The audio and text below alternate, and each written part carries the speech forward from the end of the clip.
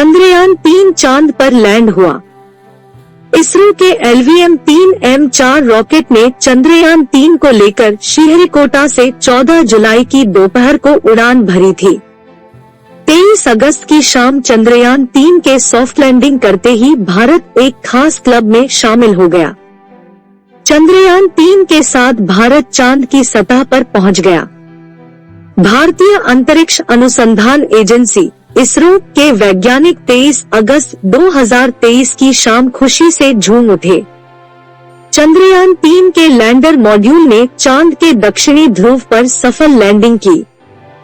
14 जुलाई को श्रीहरिकोटा के Satish Dhawan space centre से चंद्रयान-3 को लॉन्च किया गया।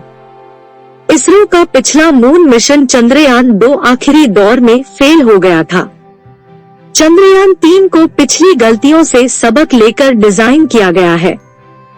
चांद पर सफल लैंडिंग के साथ ही भारत ऐसा करने वाला चौथा देश बन गया। अब तक केवल अमेरिका, रूस और चीन ही चांद पर सॉफ्ट लैंडिंग कर पाए हैं। इसरो ने चंद्रयान-3 को कई तरह के टेस्ट से गुजारा है। चंद्रयान भारत का महत्वाकांक्षी अंतरिक्ष प्रोजेक्ट है। इसके जरिए भारतीय वैज्ञानिक चांद के बारे में ज्यादा से ज्यादा जानकारी हासिल करना चाहते हैं। 2003 के स्वतंत्रता दिवस संबोधन में तत्कालीन प्रधानमंत्री अटल बिहारी वाजपेयी ने चांद से जुड़े मिशन की घोषणा की थी। इसरो ने 2008 में चंद्रयान-1 लॉन्च किया। वह डीप स्पेस में भारत का पहला मिशन था।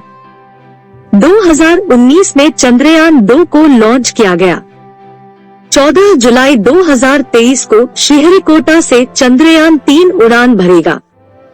चंद्रयान-2 में जहां ऑर्बिटर, लैंडर और रोवर थे, वहीं चंद्रयान-3 में प्रपल्शन मॉड्यूल, लैंडर और रोवर होंगे। चंद्रयान-3 का लैंडर प्लस रोवर चंद्रयान-2 के लैंडर प्लस रोवर से करीब 250 किलो ज्यादा वजनी है। चंद्रयान-2 की मिशन लाइफ 7 साल अनुमानित थी, वहीं चंद्रयान-3 के प्रपल्शन मॉड्यूल को 3 से 6 महीने काम करने के लिए डिजाइन किया गया है। चंद्रयान-2 के मुकाबले चंद्रयान-3 ज्यादा तेजी से चांद की तरफ बढ़ेगा। चंद्रयान-3 के लैंडर में 4 थ्रस्टर्स लगाए गए हैं। करीब 40 दिन के सफर के बाद चंद्रयान-3 चांद की सतह तक पहुंच जाएगा।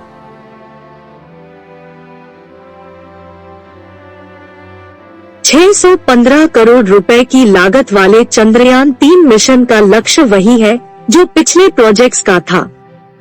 चांद की सतह के बारे में ज्यादा से ज्यादा जानकारी जुटाना। चंद्रयान-3 के लैंडर पर 4 तरह के साइंटिफिक पेलोड जाएंगे। ये चांद पर आने वाले भूकंपों, सतह की थर्मल प्रॉपर्टीज, सतह के करीब प्लाज्मा में बदलाव और चांद और धरती के बीच की सटीक दूरी मापने की कोशिश करेंगे। चांद की सतह के रासायनिक और खनिज संरचना की भी स्टडी होगी। अनजान सतह पर लैंड करना बड़ी चुनौती थी। अपने सेंसर्स के हिसाब से लोकेशन, हाइट, वेलोसिटी वगैरह का अंदाजा लगाकर कंप्यूटर ने फैसला किया। विज्ञान के लिहाज से चंद्रयान-3 मिशन से कई अहम सवालों के जवाब मिल सकते हैं। मसलन चांद की सतह पर भूकंप वाली लहरें कैसे बनती हैं? चांद की सतह थर्मल इंसुलेटर की तरह व्यवहार क्यों करती है? चांद का केमिकल और एलिमेंटल कंपोजिशन क्या है? यहाँ के प्लाज्मा में क्या क्या है? चंद्रयान-3 मिशन की सफलता भारत के अंतरिक्ष कार्यक्रम की सबसे बड़ी उपलब्धियों में से एक होगी। अमेरिका, रूस और चीन के बाद भारत चौथा ऐसा देश बन जाएगा जिसने चांद पर सॉफ्ट लैंडिंग की होगी। हाल के सालों में इसरो ने खुद को दुनिया की लीडिंग स्पेस एजेंसी के रूप में स्थापित किया है। चांद पर सफल मिशन से उसकी साख और मजबूत होगी। चंद्रयान-3 ने चांद पर इतिहास रच दिया है। चंद्रयान ने अपने तय समय पर चांद की सतह पर लैंडिंग की। चंद्रयान की इस सफल लैंडिंग के बाद देश भर में खुशी का माहौल है और इस मिशन ने दुनिया भर में भारत के मान को और ज्यादा बढ़ा दिया है। हर तरफ मिशन को लेकर बधाइयां दी जा रही है। विक्रम के सतह पर लैंड होने के बाद अब सवाल है कि चंद्रयान मिशन में अब अगला कदम क्या होगा। अब किस तरह से विक्रम अपना अगला काम करेगा और भारत को किस तरह का डेटा मिल सकता है। चंद्रयान 3 के 3 हिस्से हैं। एक है प्रोपल्शन मॉड्यूल जो लैंडर को चांद की कक्षा तक लेकर गया है। इससे हाल ही में विक्रम अलग हो गया और प्रोपल्शन मॉड्यूल चांद की सतह में घूम रहा है। इससे दो चीज अलग हुई जिसमें लैंडर विक्रम और रोवर प्रज्ञान शामिल है। इसमें विक्रम तो लैंडर है जो चांद पर लैंड करेगा और उसमें से रोवर अलग होगा जो चांद की सतह पर घूमेगा और वहां से डेटा भेजेगा। ऐसे में सफल लैंडिंग के बाद रोवर अपना काम शुरू कर दिया है। अब बात करते हैं कि चंद्रयान का अहम लक्ष्य क्या है। दरअसल भारत पहला ऐसा देश है जिसके मिशन ने चांद के साउथ पोल हिस्से में लैंडिंग की है। यहाँ चंद्रयान का रोवर वहाँ की मिट्टी, वातावरण के साथ वहाँ मौजूद मिनरल्स और पानी होने की संभावना का कलेक्ट करेगा। दक्षिणी ध्रुव पर कई ऐसे क्रेटर्स हैं जो अरबों साल से अंधेरे में डूबे हुए हैं और यहाँ कभी सूरज की रोशनी नहीं पड़ी। ऐसे में इस दुर्लभ स्थान से रोवर की ओर से डेटा कलेक्ट करना काफी ऐतिहासिक है।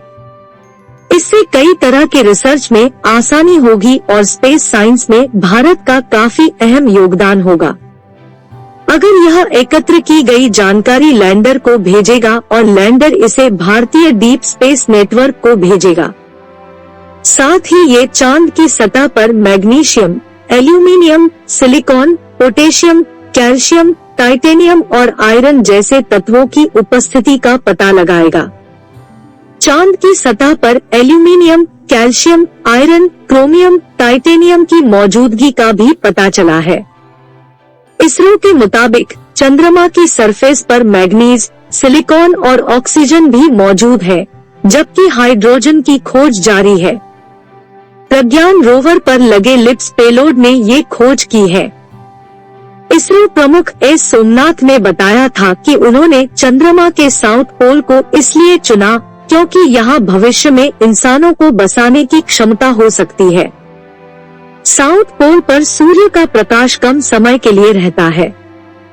अब जब चंद्रयान 3 वहाँ के तापमान समेत अन्य चीजों की स्पष्ट जानकारी भेज रहा है, तो वैज्ञानिक अब यह समझने की कोशिश करेंगे कि चंद्रमा के दक्षिणी ध्रुव की मिट्टी वास्तव में कितनी क्षमता रखती है।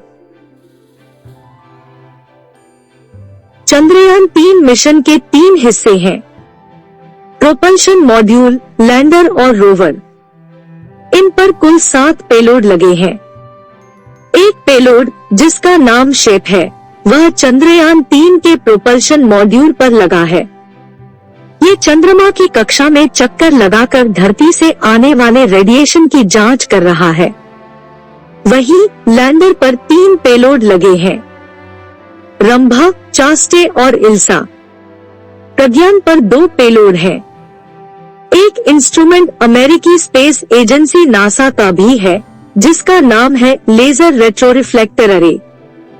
ये चंद्रयान 3 के लैंडर पर लगा हुआ है।